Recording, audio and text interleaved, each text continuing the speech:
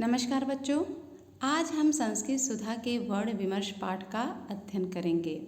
बच्चों, वर्ण विमर्श में हम संस्कृत के वर्णमाला का अध्ययन करेंगे, उसके वर्णों को हम जानेंगे। संस्कृत में 46 वर्ण होते हैं, जिसमें से 13 स्वर और 33 व्यंजन होते हैं। तो चलिए सबसे पहले स्वर के बारे में जानते हैं। स्वर किसे कहते हैं? ऐसे वर्ण जिनके उच्चारण में हमें किसी अन्य वर्ण की सहायता नहीं लेनी पड़ती है, वे स्वर कहलाते हैं। इनकी संख्या 13 होती है और वो 13 स्वर कौन कौन से हैं? छोटा आ, बड़ा आ, छोटी ई, बड़ी ई, छोटा ऊ, बड़ा ऊ, छोटा री, बड़ा री, ए, ओ और औ ये स्वर होते हैं, जो कि संख्या में 13 है। पुनः इन स्वरों को दो भागों में बांटा गया है, सामान्य स्वर और संयुक्त स्वर। सामान्य स्वर में हमारा ऋ तक आता है, जिसको हम दो भागों में बांटे हैं, ह्रस्व स्वर और दीर्घ स्वर।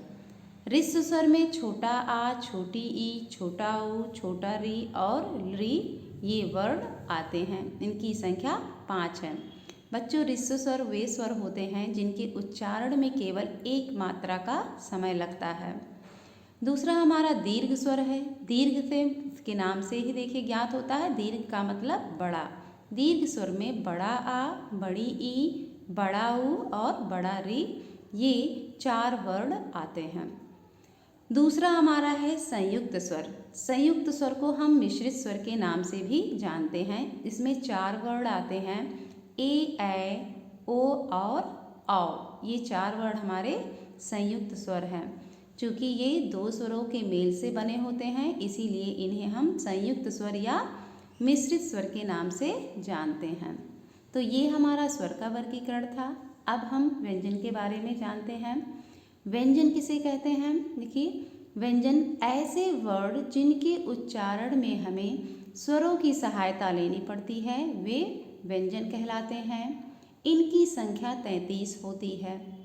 पुनः व्यंजनों को 3 भागों में बांटा गया है, स्पर्श व्यंजन, अंतःस्थ व्यंजन और ऊष्म व्यंजन। स्पर्श व्यंजन का वर्ग के का से लेकर पा वर्ग के मा तक ये 25 वर्ण जो है वो स्पर्श व्यंजन में आते हैं। दूसरा अंतःस्थ व्यंजन है। अंतःस्थ व्यंजन में य, र, ल, व ये 4 वर्ण आते हैं। तीसरा ऊष्म व्यंजन है। ऊष्म व्यंजन में श, ख, सा, हा ये 4 वर्ण आते हैं। इसके अतिरिक्त अनुस्वार और विसर्ग वर्णमाला में ना होते हुए भी वर्णों की तरह कार्य करते हैं। इनको अयोगवाह कहा जाता है। अब संयुक्त व्यंजन है।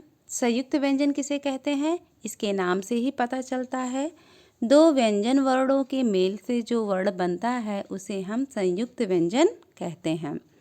यह संख्या में 3 है, छ, त्र, ज्ञा।